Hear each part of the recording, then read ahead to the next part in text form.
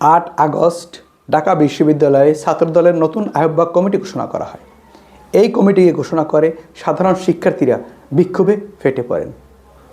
এক পর্যায়ে বৈষম্যবিরোধীর অগ্রনায়ক ফাতিমা উমামা বিবৃতি দেন, যদি আজকের মধ্যে এই কমিটি বিলুপ্ত না করা হয় তাহলে তারা আন্দোলনে নামবেন।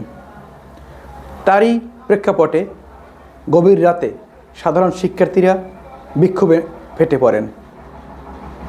এক পর্যায়ে বিশ্ববিদ্যালয়ের ভিসি এসে এই আন্দোলন নিপীড়ন করেন এবং তিনি ঘোষণা দেন ঢাকা বিশ্ববিদ্যালয়ে হলগুলোতে ছাত্র রাজনীতি নিষিদ্ধ করা হলো। এবং বিশ্ববিদ্যালয়ের প্রক্টর সাইফুদ্দিন আহমেদও একই কথা বলেন। তিনি এটি জানান যে কোনো গোপন রাজনীতিও এই হলগুলোতে চলবে না।